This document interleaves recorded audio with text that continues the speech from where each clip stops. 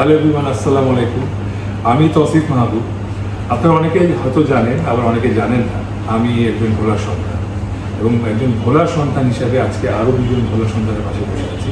পরিচয় করে দিই অপি ভাই এবং ইমরান ভাই।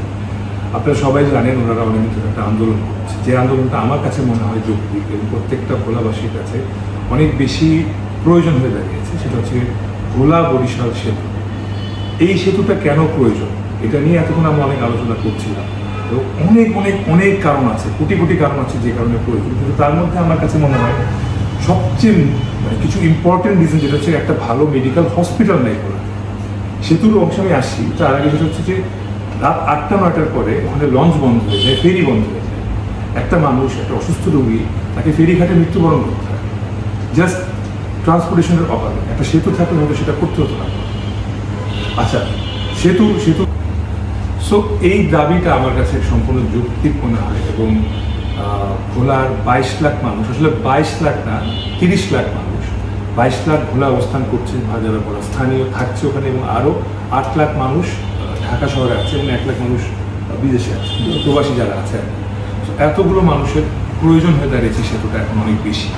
আর শুধুমাত্র যে এই সেতু হলে শুধু ভোলার মানুষেরই শুধু সুবিধা হবে তা না। আসলে ভোলা একটা পর্যটন স্পট একটা। আপনারা জানেন যে ভোলা একটি অপার সম্ভাবনা হয় একটা দ্বীপ, যেখানে রয়েছে চর কুকরি, যেখানে রয়েছে চর তারুয়া, মনপুরের মতো জায়গা, যেখানে ভাইরা গিয়ে মুভি করে, ভাইদের মতো অভিনেতা গিয়ে মুভি করে। এই স্পোর্টগুলো আসলে মানুষ রিচ করতে পারে না একমাত্র ট্রান্সপোর্টেশনের জন্য। অনেকে লঞ্চ ভয় পায়, ভাই ফ্রেন্ড সাইকেলও নাকি বলবো যে লঞ্চ ভয় পায়, এই জন্য তারা ভোলা যাচ্ছে না। এই ট্রান্সপোর্টেশনের জন্য কিন্তু এই অপার সম্ভাবনা একটা জায়গায় আমরা যেতে পারতেছি না, যেখানে পর্যটন শিল্প আগে যেতে পারে। আপনারা জানেন সেন্ট মার্টিন এবং যে কক্সবাজার, এখানে কিন্তু হাজার হাজার পর্যটক, লাখ লাখ পর্যটক যায়, বাট ভোলা কিন্তু রিচ করতে পারতেছে না। ভোলাতে গ্যাস রয়েছে, ভোলাতে বিদ্যুৎ রয়েছে, ভোলা একটা শিল্প নির্ভর অঞ্চল হয়ে উঠতে পারে জাস্ট একটা মতো সেতুর জন্য। ভোলার লাখো মানুষের হচ্ছে যে স্বাস্থ্য সেবা, চিকিৎসা সেবা, শিক্ষা ব্যবস্থা, এটা উন্নত হয়ে যেতে পারে জাস্ট একটা ব্রিজের জন্য। আমরা ইন্টারনেটের কাছে বা বাংলাদেশ সরকারের কাছে একটা আবেদন করবো, আপনারা এই 22 লক্ষ বা 30 ভাই যেটা বলবো 30 লক্ষ মানুষ, তাদের দিকে তাকান।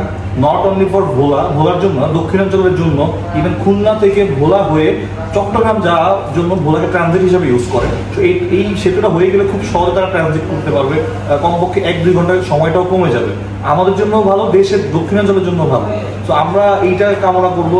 ভাইরা আসছে আমাদের সাথে, আজকে ভাইয়ের সাথে আমরা ধন্যবাদ জানাতে আসছি যে আমাদের পাশে দাঁড়িয়েছেন আমাদের একটা কৃতি সন্তান হিসাবে।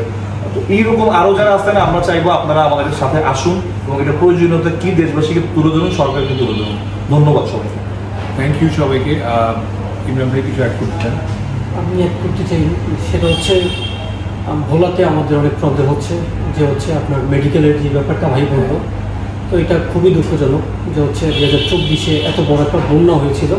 তো বন্যার সময় যারা ঢাকাতে চিকিৎসা নিতে আসছে, তো চিকিৎসা নিতে আসার পরে যারা হচ্ছে ইন্তেকাল করছেন, তাদের ডেড বডি যখন ভোলাতে নিয়ে যাবে, লাহারাট আর হচ্ছে মধু চৌধুরী, এইখানে অনেক লাশ নিয়ে ঘন্টার পর ঘন্টা অপেক্ষা করতেছিল, লঞ্চ পাচ্ছে না, ফেরি পাচ্ছে না। পরবর্তীতে লাশ পচে যাবে এই অবস্থায়, তারপর হচ্ছে আত্মীয় স্বজন খুঁজে প্রায় সম্ভবত 15 জনের মতো মানুষ ওই পারে দাফন করা হয়েছে, নিজ এলাকায় আসতে পারে। তাহলে এটা আমার জন্য হচ্ছে খুবই কষ্ট লাগছে এই বিষয়টা, যে হচ্ছে হয়তো কাল যদি এমন হয় যে হচ্ছে সেতু না হয়, আমি অসুস্থ হব বা অন্য কেউ অসুস্থ হবে, তখন তাদেরও হয়তো এই নিজ পারিবারিক কবরস্থানে দাফন করা যাবে না, হয়তো তাদের মতো এরকম শুধু যোগাযোগ ব্যবস্থা নাই দেখে। তো আমি আশা করি যারা বিশেষ করে যে তৌসিফ ভাই এই আন্দোলনের সাথে একত্রিত পোষণ করছে, পার্সোনাল ধন্যবাদ জানিয়ে ভাই। আমি এই জন্য গভর্নমেন্টের কাছে বিনীতভাবে আহ্বান করছি যেন আমাদের এই সেতুটা খুব দ্রুত বাস্তবায়ন হয়। সো এটাই আমাদের একটা সিম্পল দাবি। সো সবাই তো সব কিছু শুনলেন। আমি একজন অভিনেতা হিসাবে না, একজন মানুষ হিসাবে আপনাদেরকে বলছি, প্লিজ মানুষের পাশে দাঁড়ান। ভোলাবাসী 22 লাখ মানুষ অনেক কষ্টে আছে, একটা সেতুটা হবে। This is the right time. Please যেভাবেই হোক, আর যারা ভোলাবাসী দেখছেন, যারা এখনো আন্দোলনে অংশগ্রহণ করেননি, আমি রিকোয়েস্ট করবো আপনাদেরকে, প্লিজ আর কোনো চিন্তা ভাবনা না করে আমাদের এই আন্দোলনে অংশগ্রহণ করুন। এটা একটা যৌক্তিক আন্দোলন, বারবার বলছি, খুবই প্রয়োজনীয় একটা জিনিস, যেটা দরকার এখন সবার। সো প্লিজ প্লিজ প্লিজ এই পোস্টটা শেয়ার করুন, কমেন্ট করুন এবং এই তো আমাদের আন্দোলন সফল করুন। ধন্যবাদ সবাই।